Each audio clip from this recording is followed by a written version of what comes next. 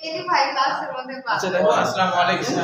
নতুন অধ্যায়, 11তম অধ্যায়, জিনতত্ত্ব ও বিবর্তন। জিনতত্ত্ব কিছুটা বোধহয় 9 ছিল, অল্প একটু না? আচ্ছা, এখানে তোমাদের জিনতত্ত্ব কাকে বলে এটা জ্ঞানমূলক কোশ্চেন হিসেবে পড়ে রাখা দরকার আছে। যে জেনেটিক্স বা জিনতত্ত্ব বা বংশগতি বিদ্যা, এটা তো বুঝতেই পারছো, জীববিজ্ঞানের যে শাখায় জিনের গঠন, কাজ, বংশ পরস্পরের সঞ্চালিত ধরন ও ফলাফল সম্বন্ধে বিস্তারিত আলোচনা করা হয়, তাকে বংশগতি বা জেনেটিক্স বলে। এখানে একজন বিজ্ঞানীর নাম উইলিয়াম ব্রেডস্টন, 1900, এটা সাল সহ লাগবে, হ্যাঁ সাল সহ আসে, 1905 খ্রিস্টাব্দে সর্বপ্রথম জেনেটিক্স শব্দটি প্রচলন করে। তারপরে দেখো, জিনতত্ত্ব প্রয়োজনীয়তা, এটা নাই, সিলেবাসে নাই, দরকার নাই। গেগর জোহান মেন্ডেল, এইখান থেকে কিন্তু অনেক এমসিকিউ আসে, বিশেষ করে অ্যাডমিশনে বেশি আসে। গেগর মানে কি? গেগর কিন্তু আসলে তার মা বাপের দেয়া নাম না গেগর, হ্যাঁ গেগর বলতে বোঝায় মহাপণ্ডিত। তার আসল নাম কিন্তু কি জানো? জোহান মেন্ডেল, এটা তার মা বাপের দেয়া নাম। আর গেগরটা হলো উপাধি, মানুষেরা দিয়েছে, হ্যাঁ এই আর কি। যেমন অনেকের নামের আগে অনেক কিছু থাকে না, যেমন ধরো হাজি থাকে, মানে ও বোঝায় যে হজ করে আসছে তাই হাজি, তো এটা তো মা বাপ দেয়নি, তাই না? মা বাপ কি জানে যে ও হজ করবে? তাহলে আগেই, তাই না? কারণ নামের আগে যদি ডাক্তার থাকে তো ওরা তো পরে অর্জন, ঠিক না? সেরকম গেগর এটা তার নাম না, এটা হচ্ছে তার উপাধি, মহাপণ্ডিত। গেগর মানে মহাপণ্ডিত, এটা মনে রাখবা। এটা কিন্তু গোটাটাই লাগবে, অর্থাৎ গেগর জোহান মেন্ডেল কবে জন্মায় আর কবে মরে, মানে মেন্ডেলের কিন্তু আসলে একবারে মাথা থেকে স্যান্ডেল পর্যন্ত মনে করো, হ্যাঁ সবটাই লাগবে। হ্যাঁ, তাহলে জন্মাইছেন কবে, মারা গেছেন কবে, চিত্র রাখতে হবে না? চিত্র রাখতে হবে না, যেমন ওর বোন নাম কি সেটা লাগবে না অবশ্য, বোন নাম, হ্যাঁ বোন নাম বা ছেলেমেয়ের নাম এগুলো লাগবে না, চিত্র দেওয়া আছে এটা লাগবে না। তাহলে এবং এটা অনেকবার আসছে যে তিনি অস্ট্রিয়াবাসী একজন ধর্মযাজক ছিলেন, এটা কিন্তু অনেকবার আসছে। কবে জন্মেছেন, কবে মরছেন, আর তিনি হলো একজন ধর্মযাজক ছিলেন, এরকম অপশন ছিল অ্যাডমিশনে, যে ডাক্তার ছিলেন, চিকিৎসক ছিলেন, এরকম বিভিন্ন কিছু ছিল, চিকিৎসক হওয়ার স্বপ্ন ছিল বলে হতে পারে। হ্যাঁ, আচ্ছা তারপর হলো যে মেন্ডেলিজম বা মেন্ডেলের সূত্র কাকে বলে। সহজ কথা লিখবা, মেন্ডেল যে দুইটি সূত্র প্রদান করেন, এই দুইটা সূত্রকে একসাথে বলা হয় মেন্ডেলিজম, তাহলেই শেষ। কৃষকের সন্তান জোহান মেন্ডেল, এর জন্ম হলো 1822 সালে। তিনি, তার স্বপ্ন ছিল যে তিনি হচ্ছে শিক্ষক ও বিজ্ঞানী হবেন। তবে এটা মনে রেখো যে তার হচ্ছে একটা স্বপ্ন, দুইটা স্বপ্নই আসলে পূরণ হয়েছিল। শিক্ষকতা 6 মাস করেছিলেন, তার বেশি করেননি, এবং প্রাইমারি স্কুলের শিক্ষক ছিলেন।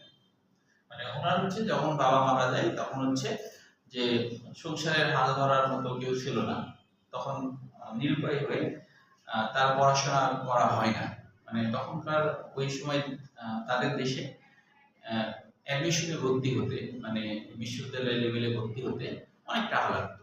তো সে গরিব ছিল, তাই তার আর অনার্স পড়া হয় না। ইন্টারমিডিয়েট পর্যন্ত পড়ার শেষে সে আর পড়াশোনা করতে পারে না টাকার অভাবে। তো টাকার অভাবে পড়াশোনা করতে পারে না, সংসারের দায়ভার নেওয়ার জন্য সে হচ্ছে যে একটা প্রাইমারি স্কুলে চাকরিতে জয়েন করে। তো উন্নত দেশে এখনো এই সিস্টেম আছে, উন্নত দেশে তোমার হচ্ছে যে এই যে টিচারকে নিয়োগ হয়, এটা পারবেন না, হ্যাঁ, যে অর্থাৎ স্টুডেন্টরা যদি অপছন্দ করে এবং মেজরিটি পার্সেন্ট স্টুডেন্ট যদি কোনো টিচারের বিরুদ্ধে অনাস্থা পোষণ করে, তাহলে ওই টিচারের চাকরি চলে যায়, এরকম। তো আমাদের দেশে যদি এরকম সিস্টেম নাই, হ্যাঁ এরকম সিস্টেম হলে বরঞ্চ ভালো হতো, হ্যাঁ তবে সেক্ষেত্রে শিক্ষকদের বেতন আবার উন্নত দেশের মতো অনেক বেশি করতে হতো। হ্যাঁ, ওদের বেতন অনেক বেশি, টিচারদের অনেক মর্যাদা দেয়। অস্ট্রেলিয়া আমেরিকাতে প্রায় 10 লাখ টাকা বেতন, সবচেয়ে বেশি বেতন টিচার, এবং ওই জন্য ওরাও দেখা যায় অনেক খাটাখাটনি করে, মানে স্টুডেন্টদেরকে দেওয়ার জন্য অনেক পরিশ্রম করে। এই জন্য অটোমেটিক্যালি দেখা যায় যে তারা তো ভালো হয়। আর এখানে তোমার হচ্ছে যে সেইটা তো নাই, এই জন্য দেখা যায় যে এখানে পরিশ্রম ওইভাবে করে না, তাই না? তো মূলত যারা প্রাইভেট পড়ায় তারাই টিচার হিসেবে ভালো, কিন্তু যারা প্রাইভেট পড়ায় না তারা কিন্তু অভ্যাস একটা চাকরি পেয়ে গেছে, বইটা তো আর খুলেই না, না বই আর খুলেই না, পড়াশোনাই করে না। এরকম নজির আছে যে ডিগ্রি কলেজে, রাজশাহী কলেজে এরকম কিছু নজির আছে যে এখন ওই টিচাররা হয়তো ট্রান্সফার সেগুলো দেয় না। আমি শুনছি স্টুডেন্টের কাছে 4-5 বছর আগে যে কোন ম্যাডাম নাকি ফিজিক্সের অঙ্ক গাইড থেকে ওই যে ম্যাডামটা আচ্ছা ওই হ্যাঁ, তো এরকম গাইড দেখে দেখে অঙ্ক করানো। তো তার মানে কি প্র্যাকটিস করার তো ওই ইচ্ছা নেই না। হ্যাঁ, একবার চাকরি হয়ে গেলে চাকরি চলে যাওয়ার তো আর ভয় নেই। হ্যাঁ, শিক্ষক মানে এগুলো তো সরকারি চাকরি তো সহজে যায় না, এগুলো চাকরি খাট সহজ না, বিশেষ করে এই লেভেলে সম্ভব না। কিছু কিছু জায়গায় আছে চাকরি যায়, যেমন পুলিশে চাকরি করে তাদের চাকরি যাওয়ার সম্ভাবনা থাকে। তারপরে মনে করো যারা স্টেশন মাস্টার রিলেটেড এগুলো কিছু কিছু সরকার হলো যায়, তবে এইগুলো চাকরি শিক্ষকতার চাকরি এগুলো আমাদের দেশে আর কি যায় না।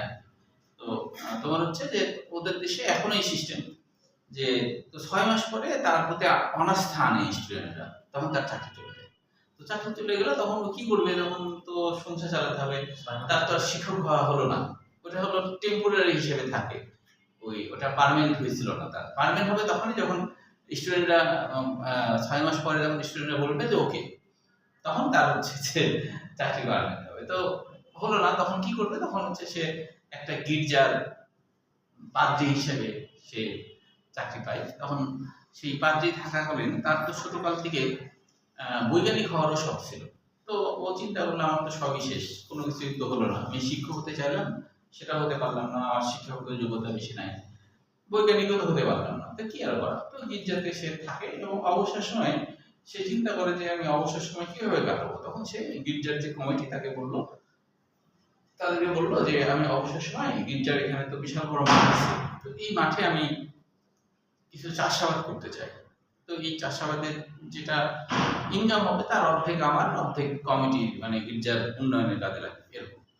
তো বলে যে ঠিক আছে, তো এটা রাজি হয়ে যায়। তখন সে মনে করে চাষাবাদ কি করবো, ওই জায়গাটা মটরশুটির জন্য খুব উপযোগী ছিল, চিন্তা করে মটরশুটি গাছ লাগান। তো তিনি মটরশুটি গাছ লাগানোর পরে তিনি দেখেন যে 2 রকমের গাছ হয়েছে, একটা একটু বড় জাতের এবং বেশি মটরশুটি হয়েছে, আর একটা একটু ছোট জাতের কম মটরশুটি হয়েছে। তো তার মনের মধ্যে একটা ইয়ে হলো যে এরকম কেন, যে একটা বড় জাতের একটা ছোট জাতের, তারপর আবার দেখা যাচ্ছে যে বড় জাতেরটাতে মটরশুটিও বেশি, এরকম কেন হয়, একই তো জিনিস, কিন্তু একটা বড় একটা ছোট কেন। তার কৌতূহল থেকে তিনি চিন্তা করলেন যে আমি কৃত্রিম পরাগায়ন ঘটাবো, অর্থাৎ হলো বড় মটরশুটি গাছের ফুলের পরাগ ধানি, যেটা স্ত্রী ফুলের, অর্থাৎ এটা ছোট জাতের গাছ, সেই স্ত্রী ফুলের সাথে গর্ভমুণ্ডে ঘষা দিলে কৃত্রিম পরাগায়ন হয়ে যায়। কৃত্রিম পরাগায়ন হয়ে গেল, এখন ওই স্ত্রী ফুলে তো ফল হবে, এবার ফল হয়েছে, মটরশুটি হয়েছে, এবার তিনি মটরশুটিকে আবার লাগান। প্রায় 1064টা গাছে এটা তিনি করছিলেন, মনে করে 1000টা গাছে করছিলেন। তো 1000টা গাছে করার পরে তিনি এবার দেখলেন যে নতুন যে গাছ হলো সবাই বড় গাছ হয়েছে, একটা ছোট গাছ না। তখন তার মাথার মধ্যে একটা চিন্তা আসলো যে ব্যাপারটা কি, যে আমি তো বড় গাছ আর ছোট গাছ সংকলন করলাম, তো অর্ধেক বড় গাছ অর্ধেক ছোট গাছ তো হতে পারতো, কিন্তু সবই তো বড় গাছ হলো, কাহিনীটা কি। তখন চিন্তা করলো, তখন তো ওটা তিনি জানতেন না, তখন চিন্তা করলো এরকম কেন, আচ্ছা দেখি তো, এবার তো সবগুলো বড় গাছ হয়েছে, এবার সব বড় গাছগুলোর সাথে সব পরাগায়ন ঘটাবো, অর্থাৎ বড় গাছের সাথে বড় গাছে যেটা হয়েছে আর কি। এইবার তিনি দেখলেন, এবার অদ্ভুত কাহিনী, তিনি দেখলেন যে হ্যাঁ এবার ছোট গাছও হয়েছে বড় গাছ হয়েছে, তবে অনুপাত হলো 3:1, অনুপাত হচ্ছে 3:1।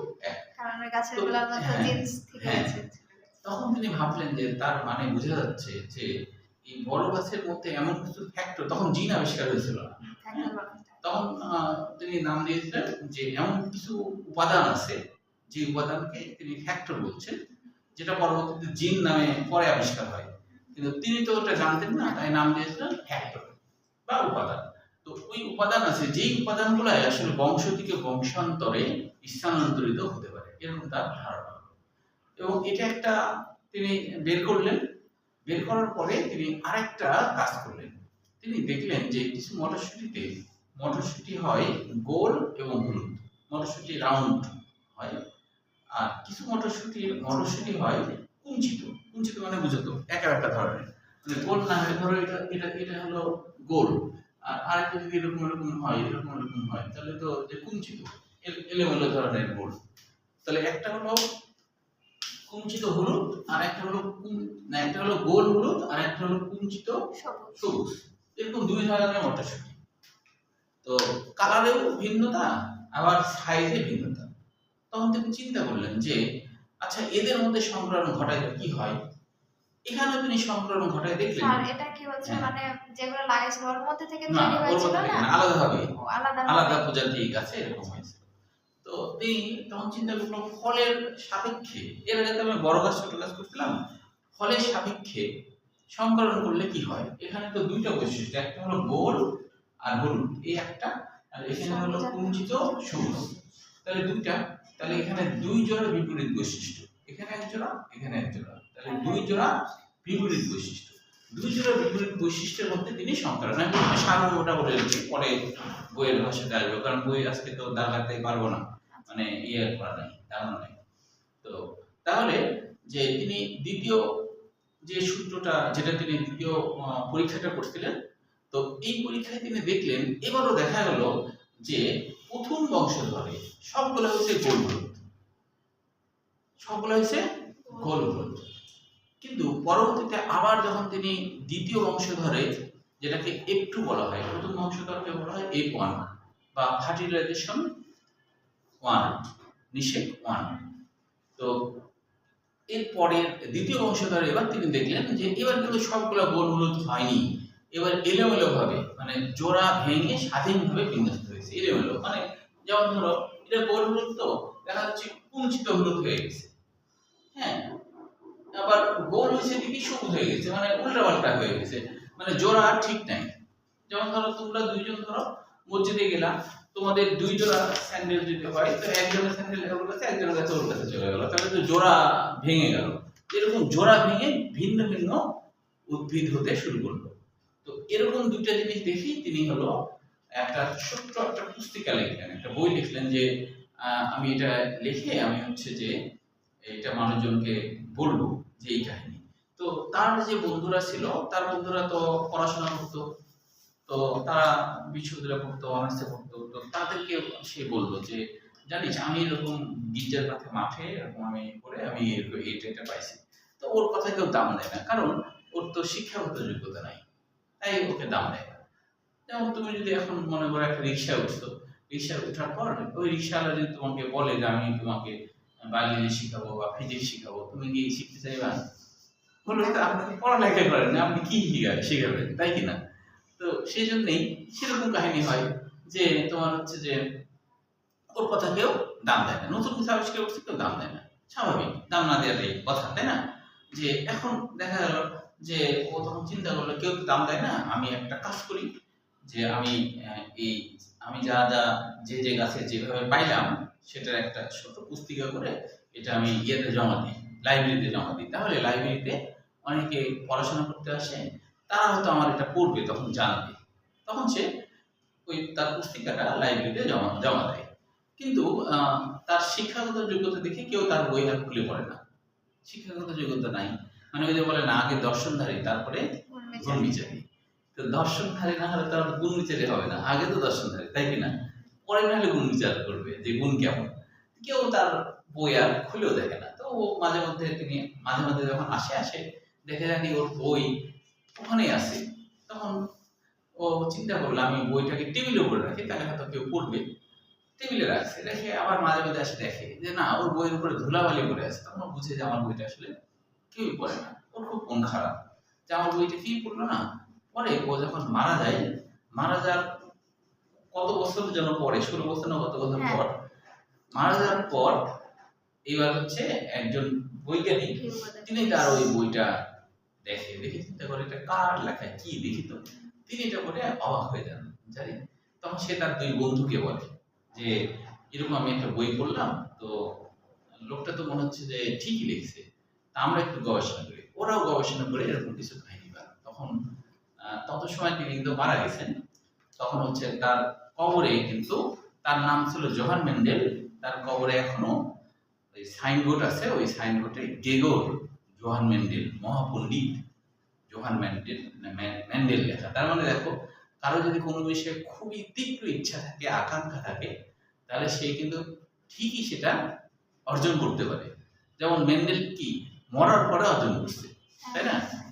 মরার পরে হয়েছে, তার মানে আরো একটু বেশি বেঁচে থাকলে হতে পারতো তো, তাই না? ঠিক কিনা? তো এরকম তোমাদেরও যদি তীব্র ইচ্ছা থাকে, আকাঙ্ক্ষা থাকে, তাহলে কিন্তু তোমাদেরও সম্ভব, তাই না? কিন্তু তোমাদের ক্ষেত্রে সময়টা একটা নির্দিষ্ট ধরাবাঁধা সময় আছে, এর মধ্যেই চেষ্টা করে করতে হবে, পার হয়ে গেলে আর হবে না। তুমি মরার পরে তুমি ডাক্তার হলে তোমার লাভ কি? এটা সম্ভব না।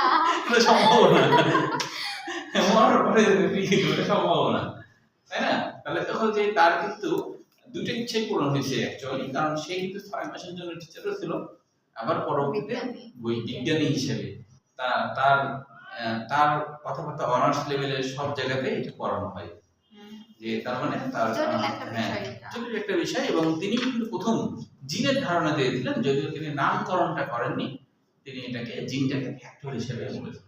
পরবর্তীতে 1900 সালের দিকে জিন ব্যাপারটা আবিষ্কার হয়।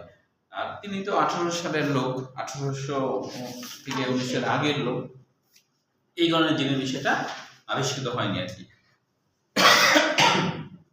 তো এই গল্পের আলোকে এখানে কিছু এমসিকিউ আবার যেটুকু মনে হচ্ছে একটু একটু আগে নাও, তাহলে একটু আগে থাকবে। যে এখানে হলো সংক্ষিপ্ত জীবনের মধ্যে যে 34 ধরনের মটরশুঁটি, দ্বিতীয় নম্বর প্যারে দেখো 34 ধরনের মটরশুঁটি সংগ্রহ করে গির্জা সংলগ্ন বাগানে, এটা একটা। তারপরে হলো যে এরপরে আরেকটা আছে যে 1866 সালে ব্রন ন্যাচারাল হিস্ট্রি সোসাইটিতে তিনি জমা দেন। আর তিনি হলো কবে মারা যান? এই যে 1884 সালের 6 জানুয়ারি, এটা গোটাটাই মনে রাখতে হবে। ম্যান্ডেলের মৃত্যু হয় এই যে 16 বছর পর, তার মৃত্যুর কত বছর পর? 16 বছর পর। 3 দেশের বিজ্ঞানীর নামও মনে রাখবো।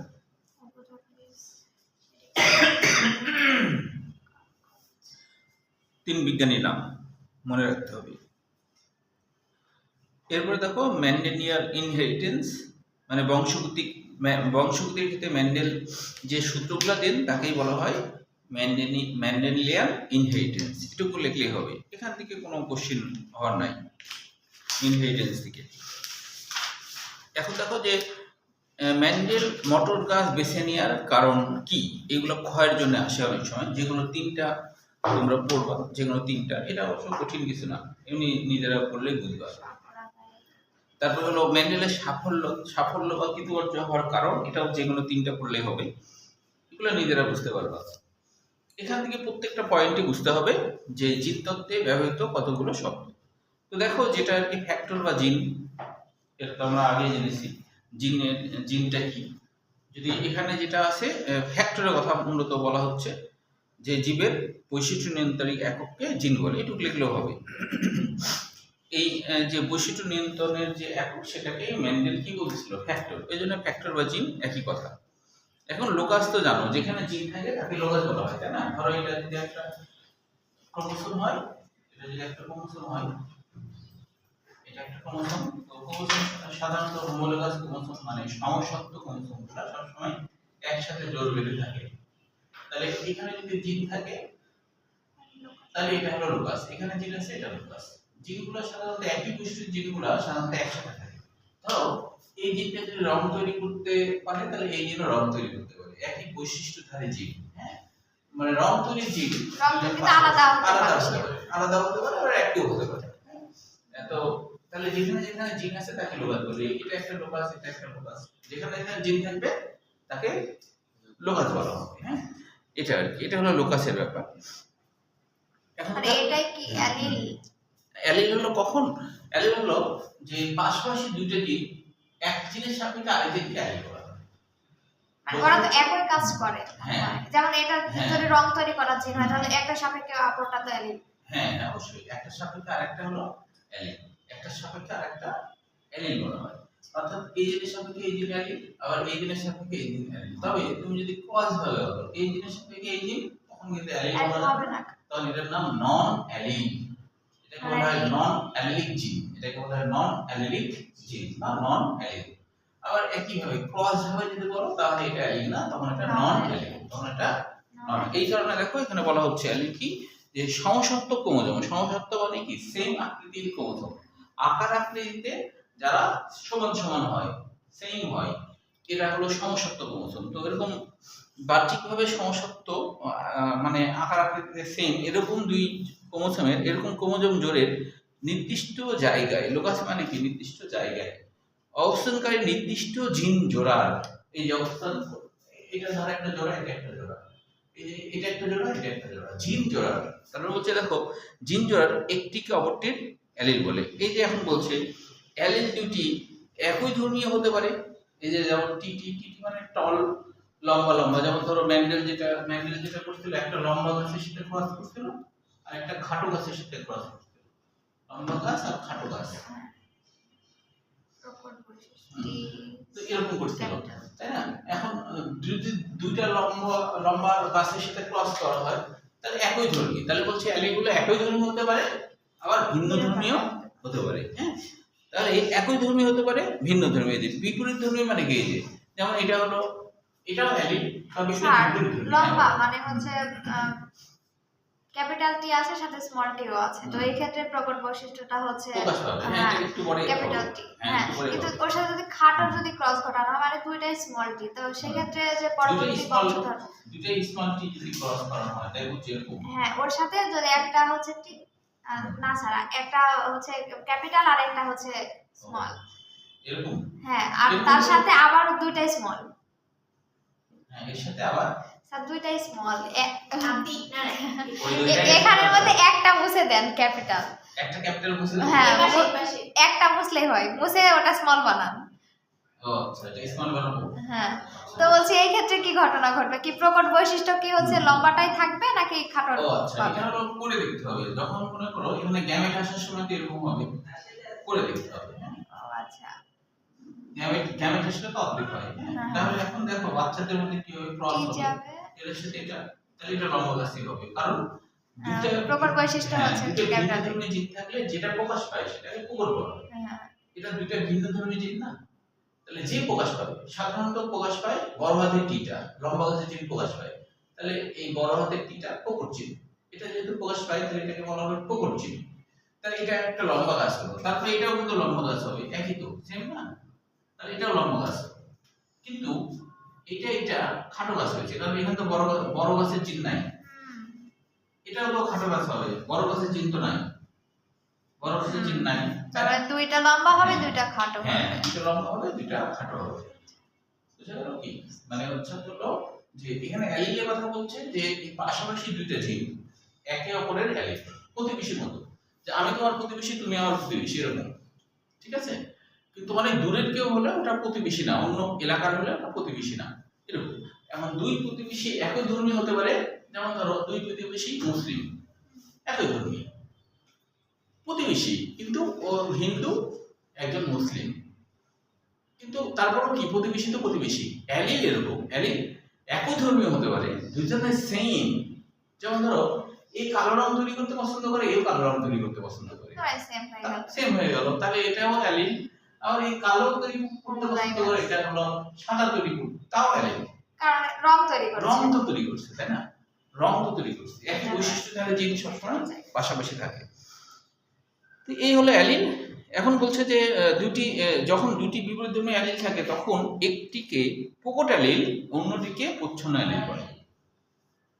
একটিকে প্রকট অ্যালিল, অন্যটিকে প্রচ্ছন্ন, মানে যে প্রকাশ পাবে না সেটাই হলো প্রচ্ছন্ন। যেমন ধরো এখানে ক্রস করার পরে বড় হাতের জিনও আসছে, ছোট হাতের জিনও আসছে, কিন্তু প্রকাশ হয়েছে লম্বা গাছ, বড় হাতের জিনটা প্রকাশ হয়েছে, আর যে প্রকাশ পেল না সেটা হলো প্রচ্ছন্ন। মানে এটা তো আমরা দেখার পর বুঝতে পারবো, তাছাড়া তো আগে বুঝে যাবে না, আগে থেকে বুঝে যাবে না।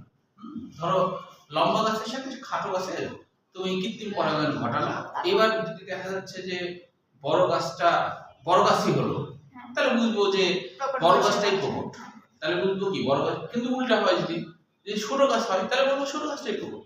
যে হবে, যে প্রকাশ পাবে সেই প্রকট, প্রকাশ যে পাবে সেই প্রকট, আগে থেকে কিছু বলা যাবে না। বুঝা গেল কি? যেটা প্রকাশ পাবে সেটাই। যে বাংলাদেশ আর আফগানিস্তানে খেলে বাংলা জিতেছে, তাহলে এখানে বাংলাদেশে প্রকট। হ্যাঁ, ইন্ডিয়ার সাথে খেলায় তো বাংলাদেশ হারে। হ্যাঁ,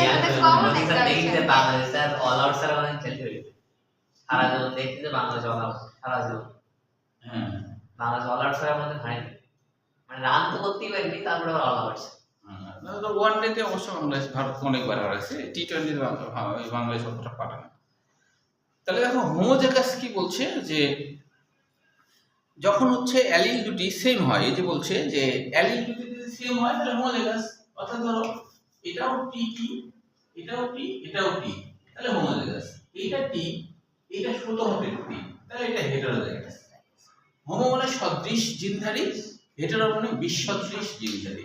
তাহলে এটি হলো হোমোজাইগাস আর হেটেরোজাইগাস। বুঝা গেল? আচ্ছা, এরপরে দেখো প্রকট বৈশিষ্ট্য। এর আগে তো বললামই, আলোচনা হয়ে গেল। দুইটা জিনের মধ্যে যেটা প্রকাশ পায়, দুইটা ভিন্নধর্মী জিনের মধ্যে যে জিনটা প্রকাশ পাবে সেটাই প্রকট, আর যে জিনটা প্রকাশ পাবে না সেটা প্রচ্ছন্ন। বুঝা গেল? আচ্ছা, তাহলে প্রকট প্রচ্ছন্ন তো হয়ে গেল। এখন হলো জিনোটাইপ। জিন যুগলের গঠনকে জিনোটাইপ বলে।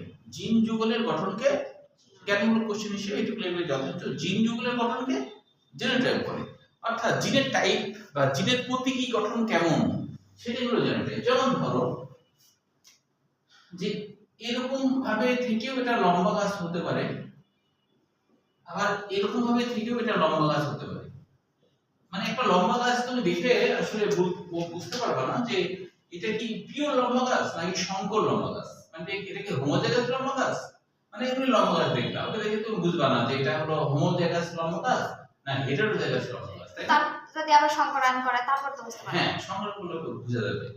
তো তুমি তো সংকরণ করায় পেয়েছো ধরো, তাহলে তুমি তো জানো, তুমি বললে যে না এটা লম্বা, তবে এর জিনোটাইপ হলো বড়টি এবং ছোটটি। যে জানে সে বলতে পারবে জিনোটাইপ, আর যে জানে না সে কিন্তু জিনোটাইপ বলতে পারবে না। তাই না? বাহ্যিক ভাবে দেখে তুমি ওটাকে লম্বা দেখছো, তাই না? যেমন অনেক সময় অনেকে দেশি মুরগি কেনার সময় ওটা আসলে হোমোজাইগাস দেশি মুরগি কিনা এটা কিন্তু অনেকে বুঝতে পারে না। মানে একদম পিওর দেশি। হ্যাঁ, পিওর দেশি কিনা এটা কিন্তু বুঝতে পারে না। হ্যাঁ, তাই না? কারণ দেশি তো সবকিছু ধরো টেস্ট বেশি। দেশি খাসি, এটা আমি অবশ্যই বুঝতে পারি, আগে বুঝতে পারতাম না, এখন বুঝতে পারি। কেন বলেন স্যার? ওই খাসির হলো কান যদি ছোট হয় তাহলে ওটা দেশি হয়, বুঝছো? যে কান দেখলে স্যার তো রামসার কাম করা। রামসার কান বড়, ওটা ওটা অরিজিনাল দেশি। আর যদি মিডিয়াম বড় হয় তাহলে ওটাও ক্রস। ওটা দেশির সাথে ধরো বাংলাদেশের সাথে ভারতের বিয়ে হয়েছে, ভারতের বিয়ে না, মানে ভারতের খাসির বিয়ে হয়েছে।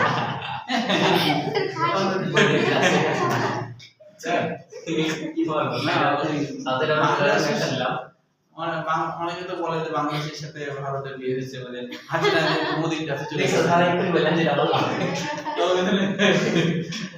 হ্যাঁ, এটা বলছে অনেকে যে ওই মাঝে যে বারবার মানে মই বলতেছিল না যে এই চট্টগ্রাম আমাদের চাই, মানে ভারতের সাথে চট্টগ্রামকে একীভূত করতে বলতেছিল আর কি খুব।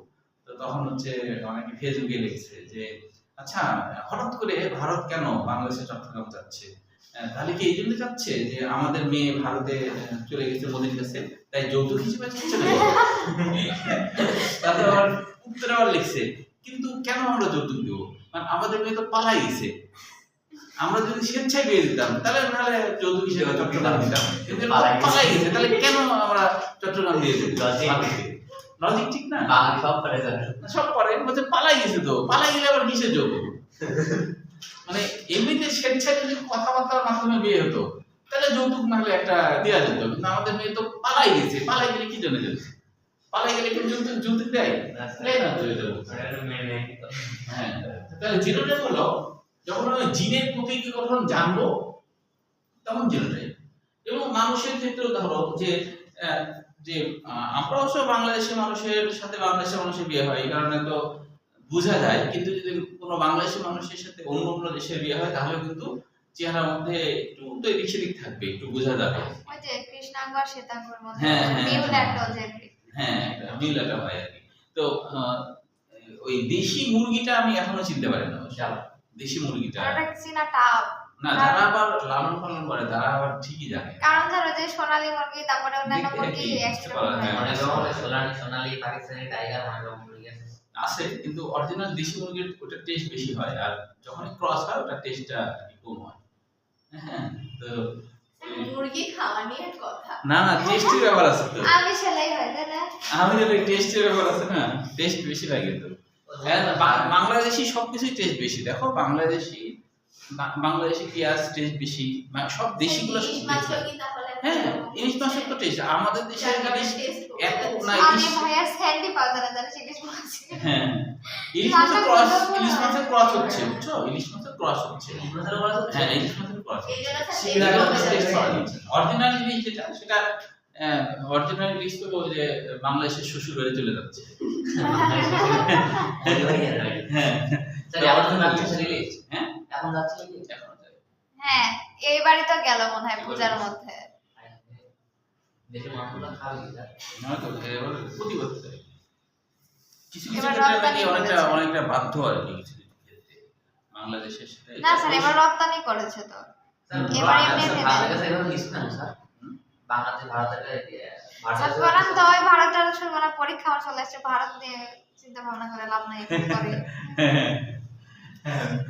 মানে বাংলাদেশ দখল হয়ে গেল তোমাদের পরীক্ষা কিন্তু ঠিকই হবে অবশ্যই পরীক্ষার তো কোনো মাপ নাই হ্যাঁ সেটাই আচ্ছা তাহলে জিনোটাইপ আমি যখন জিন যুগলের প্রতীকী গঠন দেখাবো যে তখন এটা জিনোটাইপ আর ফেনোটাইপ হলো প্রতীকী গঠন তুমি জানো না বাহ্যিকভাবে দেখে যেমন দেখবা সেটাই হলো ফেনোটাইপ বুঝতে পারলো কি যেমন কেউ যখন কাউকে বিয়ে করে তখন কিন্তু আসলে পুরোপুরি জিনোটাইপ দেখে বিয়ে করতে পারবে না জিনোটাইপ বুঝতে অনেক বছর লাগবে জিনোটাইপ বুঝতে অনেক বছর লাগবে যে তুমি ছেলেরা মনে করো কোনো সুন্দরী মেয়েকে বিয়ে করলো ওটা তো ফেনোটাইপ থেকে বিয়ে করলো ভিতরটা তো অসুন্দর থাকতে পারে ওটা তো বিয়ে করার পরে বুঝবে তার আগে বুঝবে তার আগে তো বুঝবে না তাই না এরকম আর কি তাহলে জিনোটাইপ বুঝতে গেলে একটু সময় সাপেক্ষ ব্যাপার আর কি ফেনোটাইপ পর্যন্ত তাহলে জীবের বাহ্যিক বৈশিষ্ট্যকে ফেনোটাইপ বলে এটা বললেই হলো মানে জ্ঞানমূলক কোশ্চেন হিসেবে কিন্তু এগুলো আসে বুঝছো সবগুলোই কিন্তু জ্ঞানমূলক কোশ্চেন হিসেবে আসে যে সবগুলোই জ্ঞানমূলক কোশ্চেন তাহলে আর হ্যাঁ তাহলে একটা গাছকে আমি লম্বা দেখলাম